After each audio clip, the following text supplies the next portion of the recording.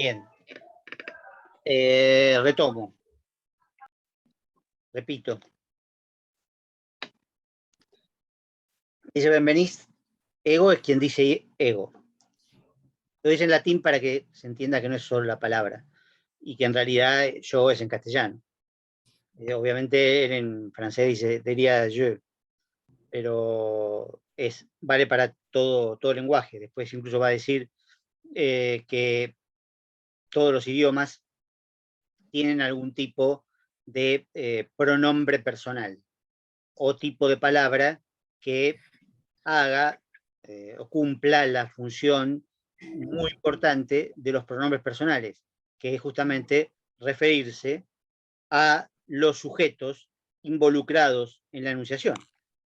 Yo, repito, el más importante, la enunciación es egocéntrica, en el sentido de que el yo es el centro.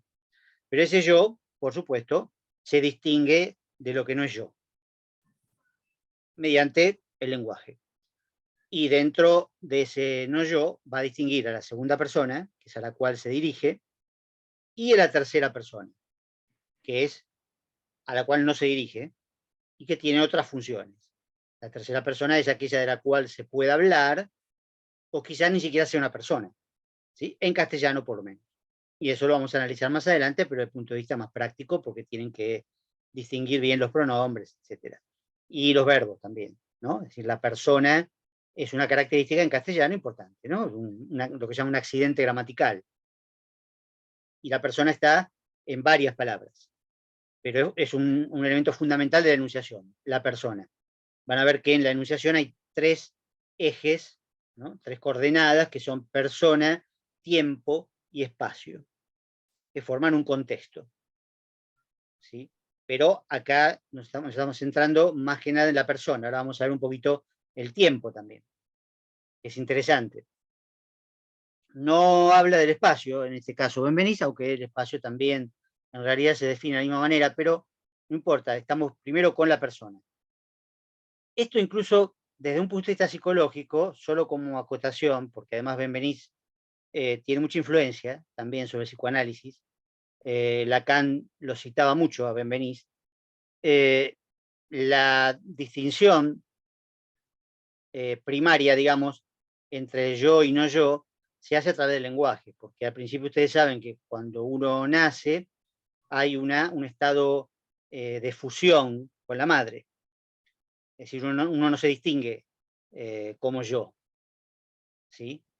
Pero en un momento dado empieza a manejar el lenguaje y dentro del lenguaje los pronombres personales.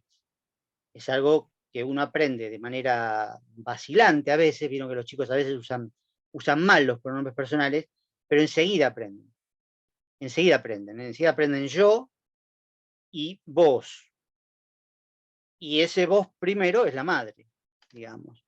La separación en realidad la hace el padre. En realidad la función paterna, ¿no? Es una función simbólica, no tiene por qué ser el padre biológico, pero la función paterna es el tercero, ¿sí? Es el tercero que corta la relación, o debería cortar la relación entre madre e hijo, porque si permanecen fusionados por más tiempo, digamos, eso deriva a una situación psicotizante. O sea, así como el bebé no puede estar sin la madre, y lo más probable es que muera, si está mucho tiempo fusionado con la madre, probablemente sea un psicótico. Y el psicótico no maneja los pronombres personales. Es una de las características que primero pierde el psicótico. No distingue entre primera, segunda y tercera persona. Pero bueno, eso aparece en el estadio del espejo también, ¿no? Cuando el chico se mira al espejo y al principio cree que es real, después se da cuenta de que es una imagen y después se da cuenta de que es él. Ese que está en el espejo, que en realidad es una imagen, ¿sí? No es real, pero es una imagen, es él, ¿sí? Y entonces puede decir yo, ¿sí? Y señalar al espejo y a sí mismo, y reconocerse en ese espejo. Y eso lo hace al mismo tiempo que adquiere el lenguaje. Y dentro del lenguaje, por supuesto, los pronombres personales, o lo que cumpla esa función. que bueno, en general son palabras específicas, ¿no? Lo que pasa es que hay otros idiomas que por ahí tienen más pronombres personales, algunos tienen menos, o tienen otras palabras que cumplen esa función, bueno, pero siempre, dice Benveniste, hay algún tipo de palabra para designar al que está hablando, aquel a quien se está hablando, y aquellos a los que no se está hablando. ¿Sí? Entonces, lo que él dice es, la subjetividad es siempre una intersubjetividad, es decir, una relación yo-tú, inmediata. Esto va a ser importante también después para la práctica, la relación yo-tú. Que fíjense que se parece a Benveniste, perdón, a Bakhtin, ¿no? Es la relación con el otro, que es muy importante. Para Bakhtin era muy importante, bueno, esa cuestión del condicionamiento, del otro, etc. Acá, Benveniste no se refiere tanto a eso, pero sí a la constitución de una subjetividad y al mismo tiempo una intersubjetividad. Es decir, no hay yo sin tú, porque el yo justamente es una diferenciación originaria respecto del tú. Cuando uno dice yo, está diciendo no tú, ¿sí? Y viceversa. Cuando uno dice tú, lo digo así porque, bueno, para decirlo en español, ¿no? Pero podemos decir vos. Es lo mismo. Cuando uno dice vos, está diciendo no yo. Pero hay muchas combinaciones. Vamos a ver que hay muchas combinaciones, porque es singular, plural, etc., ¿no? Después aparece el nosotros, el ustedes, que en castellano tienen diversas referencias. Más amplias, menos amplias. Pero en todo caso, acá lo que importa es cómo se constituye el ego, la conciencia, la autoconciencia, la identidad. Para Benveniste, la identidad es lingüística. ¿Sí? No habría forma de distinguirse, no habría forma de constituirse como sujeto si no fuera por el lenguaje. Entonces el lenguaje es la raíz y el fundamento y la esencia, como linda palabra que usaron por ahí de alguna manera, creo que Paula, la esencia de la subjetividad. El lenguaje es la subjetividad o permite la subjetividad por sí misma. Más allá de la expresión de la subjetividad, como diría Bakhtin, ¿no? Es decir, que uno se expresa, por supuesto, en los enunciados, y en los enunciados se expresa siempre su subjetividad, pero antes de expresar la subjetividad en la comunicación, ya existe la subjetividad porque existe el lenguaje, y existe la posibilidad de decir yo, y la posibilidad de decir correlativamente vos. Yo y vos, o solamente vos. ¿Sí? Y bueno, él o ella o ellos o lo que fuera, como una posibilidad alternativa.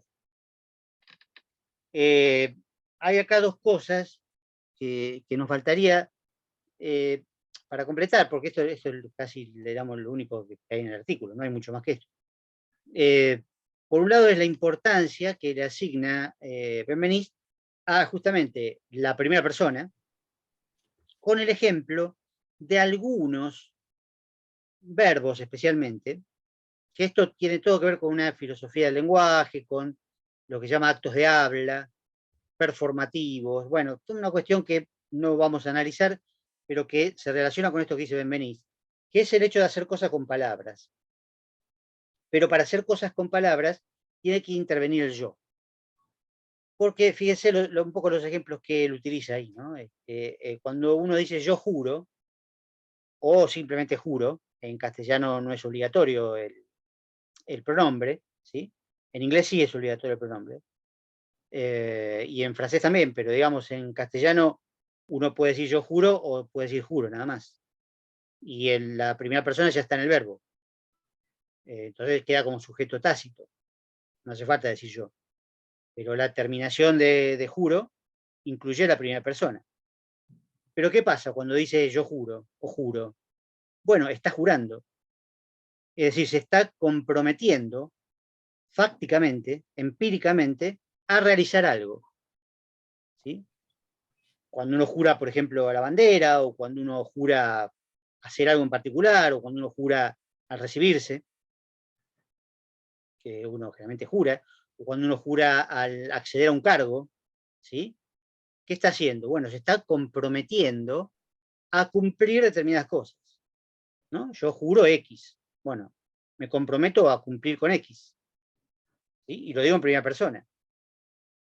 Contraponiendo o comparando con decirlo en tercera persona, ¿no? Por ejemplo, él jura o ella jura.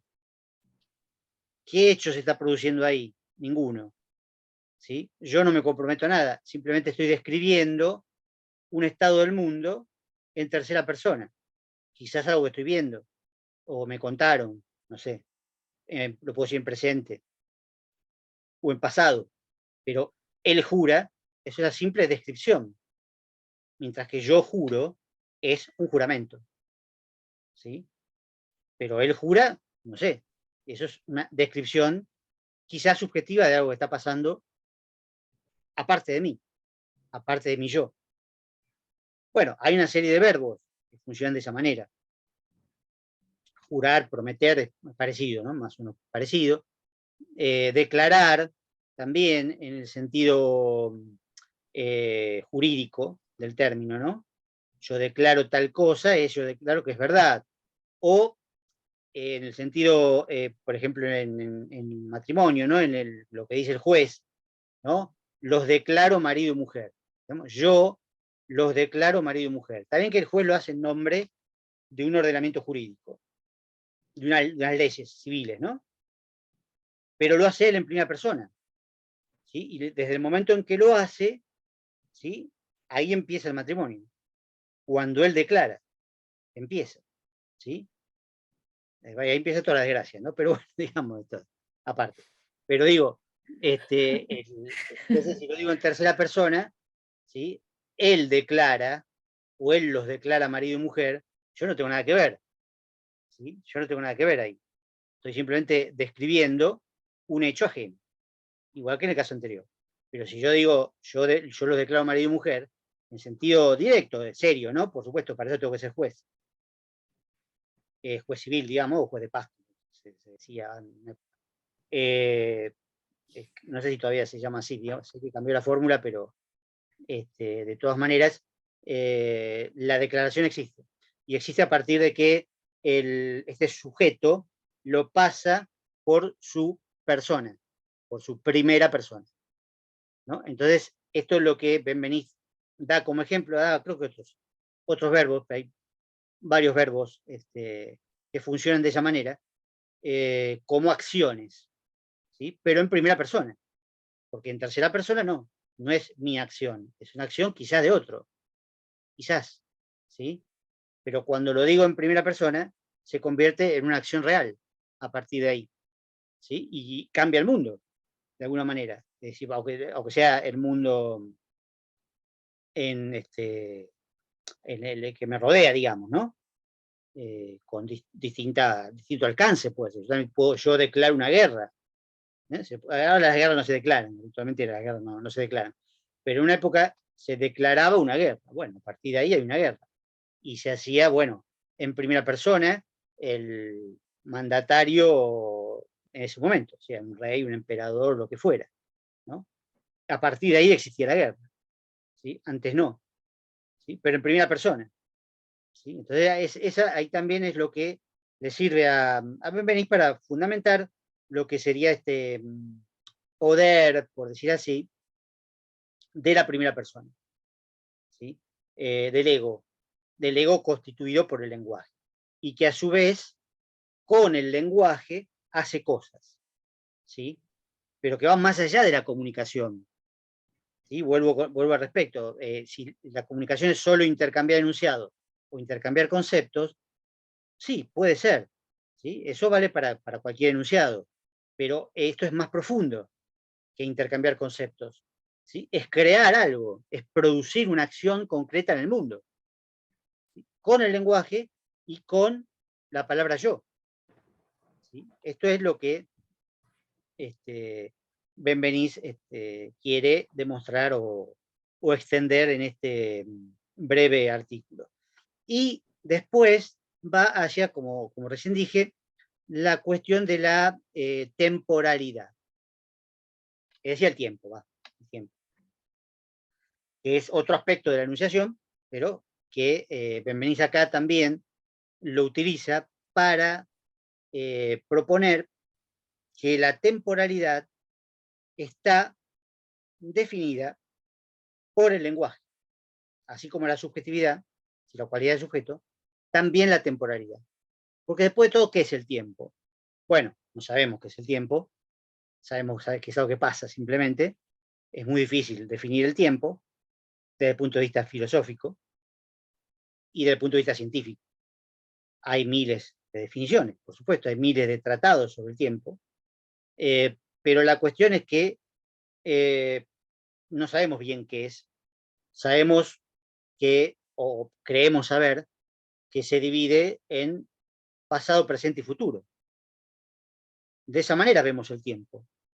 ¿Sí? Pasado es algo justamente que ya pasó, ya está hacia atrás en Occidente, porque en otras culturas no es así, ¿no? Es al revés. El pasado está adelante. Pero bueno, para nosotros el pasado es algo que quedó atrás, que ya no vuelve. El presente es, no sé, este momento en el que estamos hablando, ¿sí? Y el futuro es todo lo que viene, es una metáfora, simplemente, ¿no? Viene de algún lado que no sabemos cuál es, se convierte en presente y después en pasado. Ahora, esta tripartición, digamos, ¿no? Esta partición en tres que es fundamental para nosotros, dice Benveniste que es producto del lenguaje también.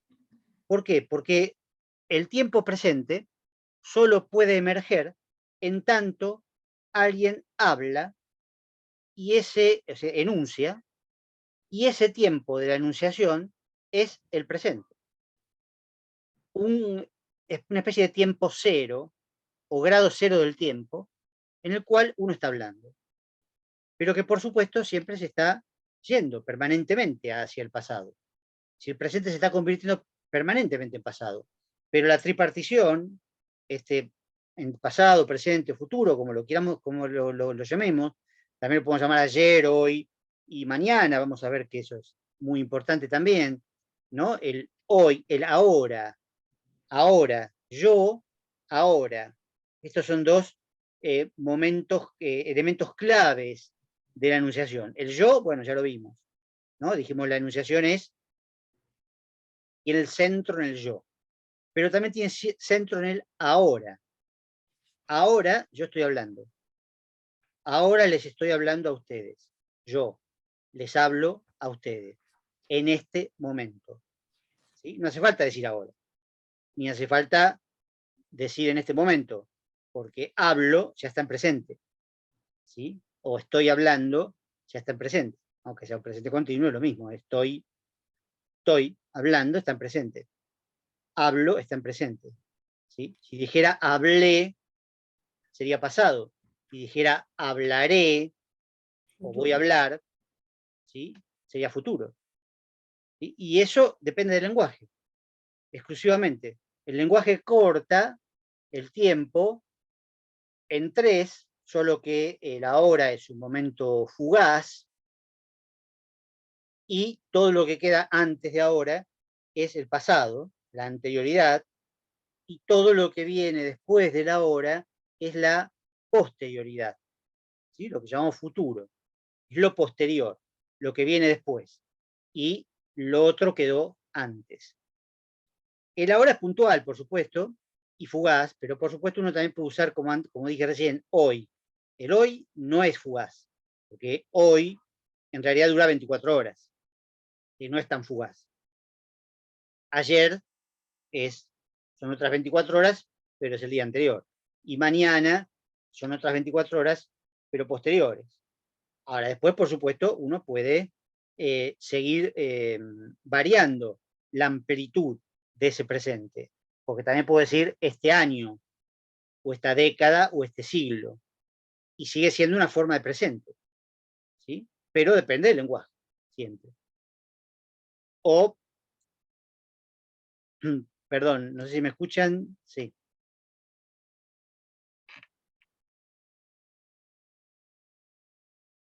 No, no se cortó, no se cortó, no. Me apareció una pantalla en blanco, pero es por otra razón, porque ya se grabó la primera parte.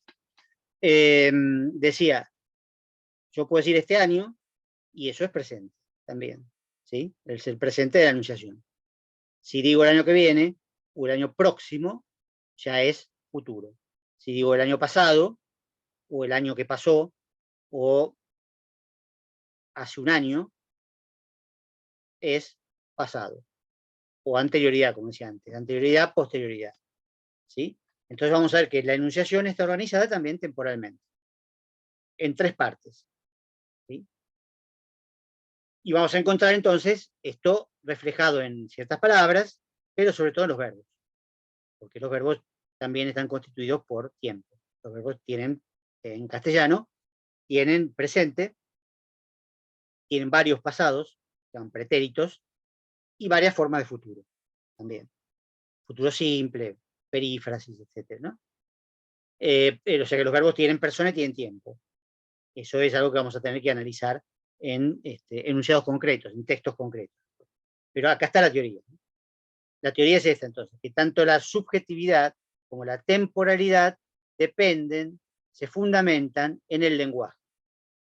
¿Sí? Por eso el lenguaje va mucho más allá de un mero instrumento o herramienta de comunicación. Para lo cual también puede servir, por supuesto, pero a posteriori. Ya antes tiene una función mucho más importante, que es darnos la conciencia de nosotros mismos y del tiempo en el cual estamos situados. Ambas cosas. Se podría agregar el espacio también, no lo hace Benveniste, pero la espacialidad también está definida de esa manera. También por lenguaje, también centrándonos en el aquí. Así como decimos yo, ahora hay un aquí. Es el lugar de la enunciación, el lugar desde el cual el yo habla, ahora. ¿No? Pero si digo habla, es presente, no hace falta decir ahora. ¿Sí? Pero eso, bueno, lo vamos a ver más en la parte práctica. La parte del espacio la vamos a ver en la parte práctica.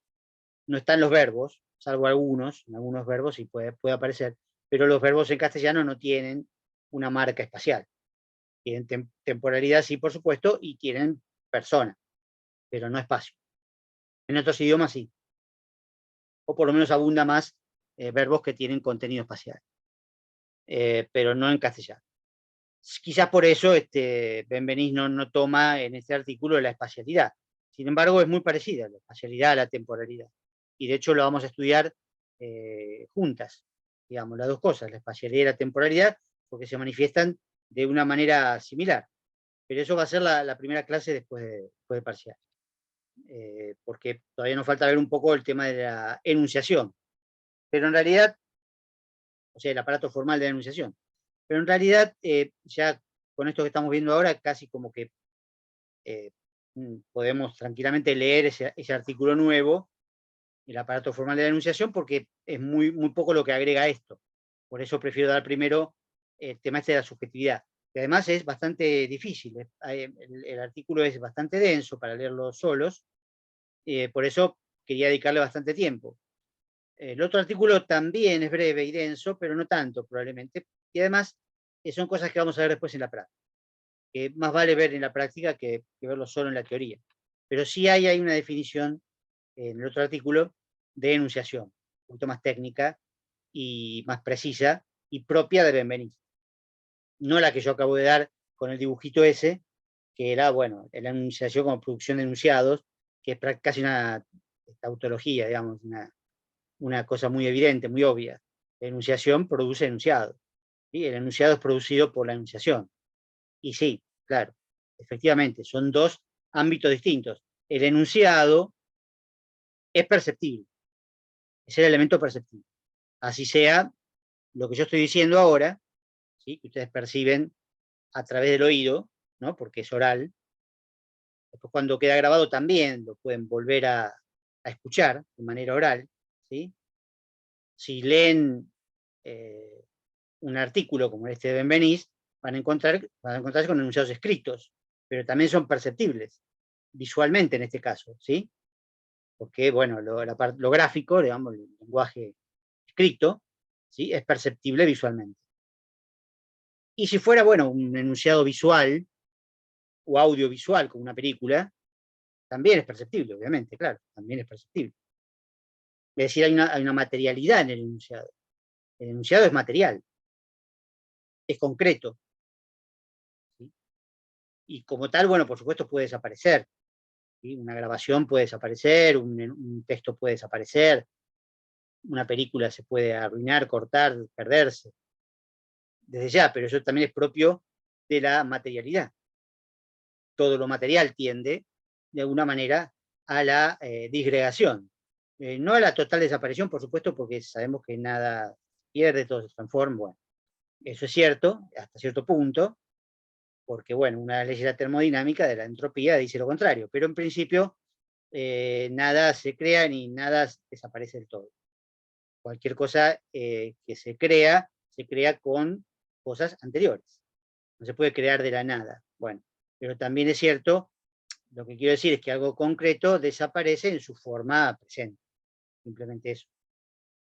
Es decir, un texto desaparece, se borra, queda el recuerdo quizás, bueno, ¿sí? Lo que yo digo queda grabado, puede perderse la grabación, etc. Todo eso es enunciado, lo concreto y perceptible. La enunciación, en cambio, es el contexto. Como decía antes, el contexto de yo aquí ahora. Si persona, tiempo y espacio. Bueno, lo dije al revés, pero bueno, es lo mismo, ¿no? Persona, tiempo y espacio. La enunciación, una vez que se produce, queda en el pasado, inmediatamente, ¿no? Fíjense, por ejemplo, Bakhtin en algún momento escribió, Benveniste escribió en algún momento este artículo, ¿sí? Pero el momento en que lo estaba escribiendo es pasado, eso es la enunciación. Y fue muy, digamos, la década del 50, en el caso de Benveniste. Bueno, eso fue la enunciación se perdió, pasó, quedó en el pasado, pero el artículo está, lo podemos leer, aunque sea traducido, por supuesto, ¿no? Pero lo leemos, si queremos lo podemos leer en francés también, podemos leer la edición original en francés, qué sé yo, bueno, esos son enunciados, pero la enunciación, no, la enunciación no es perceptible, la enunciación pasa, ¿sí? Es concreta porque tiene tiempo y espacio, ¿sí? Es un momento y un espacio concretos, eso es verdad. Y una persona concreta, además, porque recuerden que el autor es una persona real, por lo menos para Bakhtin, es una persona real. Después vamos a ver qué pasa con el autor proyectado en sus enunciados. De quién es la subjetividad que aparece en los enunciados. Ahí ya no es tan fácil. No es tan fácil, ahí se complica un poquito más. Pero, en todo caso, la enunciación también es concreta, solo que enseguida pasa, ¿no? Enseguida queda en el pasado. Terminamos la clase y chau, la enunciación ya se pasó. El aquí y ahora se pasó. Las personas vuelve cada uno a su lugar, chau, ¿sí? Vuelven a otras enunciaciones, a hablar con otras personas, son otras enunciaciones. En cambio, este enunciado, que es la clase, queda grabado, ¿sí? Si fuera presencial, solo quedaría en la memoria, que es parcial, y en los apuntes, a lo mejor, que suelen tomar, ¿no? En la presencialidad muchos toman apuntes, pero también son parciales. No es lo mismo que digo yo, exactamente. Pero en este caso queda grabado, entonces quedan los enunciados. Queda más claro todavía que quedan los enunciados, pero no la enunciación, porque yo apago la computadora y listo, ¿sí? Y eso pasa con cualquiera, digamos, una novela lo mismo, digamos, la novela tiene un contexto de enunciación determinado y queda la novela, ¿no? Tiene uno que queda la novela. El contexto de enunciación se perdió en el pasado, no está en la novela.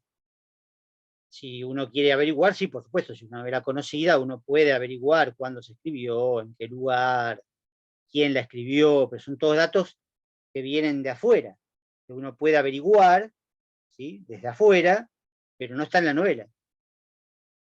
Y eso es importante. Y por supuesto que el enunciado podría tener marcas tanto del yo, de las personas, como de tiempo y espacio. Y esas son las que vamos a analizar en la parte práctica, sin duda. El enunciado tiene marcas, por eso estaban las líneas, las flechas rojas, ¿sí? En el dibujito. No lo quiero compartir ahora porque si no vamos a perder mucho tiempo y capaz que se me corta, pero las líneas rojas del dibujito iban del enunciado a la enunciación. Eso quiere decir que esas marcas me permiten reconstruir la enunciación. Esa enunciación que queda perdida, ¿sí? Vamos a ver qué pasa con la fecha, vamos a ver qué pasa con las marcas espaciales, los lugares, etcétera, y las marcas justamente de las personas, ¿no? Del yo, del ustedes, del ellos, del nosotros, que puede aparecer en algún momento. Bueno, todo eso lo vamos a ir viendo, pero más en la parte práctica, ¿sí? Pero fíjense, un ejemplo para terminar, porque quedan 8 minutos, vamos a tratar de aprovecharlo, para distinguir entre enunciación y enunciado. Yo sé que es un poco tarde, pero bueno, con esto podemos cerrar. Y yo digo, me encuentro con alguien en la calle, con alguien conocido, ¿no? En la calle, y le digo, tu llamada de anoche me sorprendió. Tu llamada de anoche me sorprendió. O me enojó, o me gustó. No importa el verbo. ¿Qué quiero decir con tu llamada de anoche? ¿Sí? ¿Qué se imaginan tu llamada de anoche? Son dos posibilidades. Pónganse, si quieren, en lugar del otro, ¿no? Del otro al que le digo tu llamada de anoche. Me sorprendió. ¿Qué puede interpretar? O un tercero, ¿no? Por supuesto. Un tercero que sabe menos todavía. ¿Qué significa tu llamado de anoche? O tu mail, o tu audio de anoche, o lo que fuera, ¿no? Tu WhatsApp de esta mañana.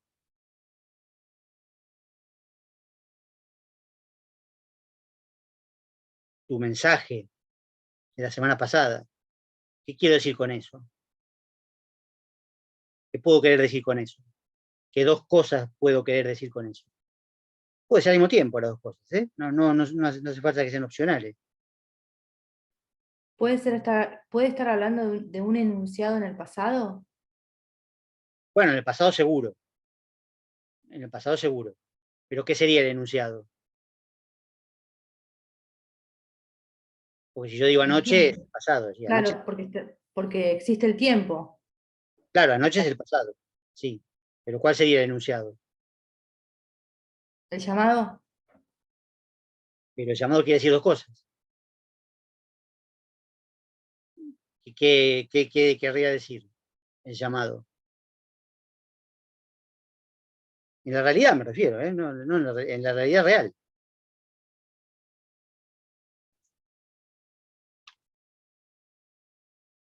Es lindo, el mejor ejemplo es con sorprendió, con el verbo sorprender. Puede ser cualquier otro. Pero ¿por qué me puede sorprender un llamado? Ahí está, uno que dice Porque da Pablo. una noticia, porque le informa de algo, porque da una noticia por el contenido que tiene, lo que dice Pablo. Ahí está, las dos cosas. Ahí está, las dos cosas. Una, que me haya llamado. Otra, el contenido de lo que me dijo. Va, el contenido es lo que me dijo, ¿no? Entonces ahí tenemos las dos cosas, enunciación y enunciado. El hecho de que me haya llamado es la enunciación, ¿sí? Por ahí no me dijo nada. Capaz que no me dijo nada, o apenas me dijo algo. Porque incluso puede ser que yo atiendo apenas y me dice hola, por ejemplo. Bueno, tiene que haber un enunciado. Si hay enunciación, hay enunciado. Si hay enunciado, hubo enunciación. Así que por lo menos tiene que haber una palabra, ¿no? Entonces ese hola es el contenido, ¿sí? Puede ser también otra cosa, qué sé yo, cualquier cosa, no imaginemos nada raro. Pero la llamada en sí, el hecho de que me haya llamado y me sorprendió, me enojó, me molestó, me despertó, etcétera, eso es la enunciación, ¿sí? Puede ser, repito, las dos cosas, que me hayan sorprendido o enojado. Tanto que me haya llamado como que me haya dicho hola, qué sé yo, por ahí estábamos enojados, distanciados, lo que fuera, ¿sí? O recién nos habíamos visto y me llamó de vuelta, me llamó enseguida, ¿sí? Bueno, y eso es sorprendente, o me gusta, o no me gusta, lo que sea, pero hay que distinguir entre el hecho de que me llamó y lo que me dijo en esa llamada. ¿sí? Y entonces ahí tenemos la enunciación y el enunciado. Y los dos están juntos, ¿sí? Si suena el teléfono solamente, no alcanza.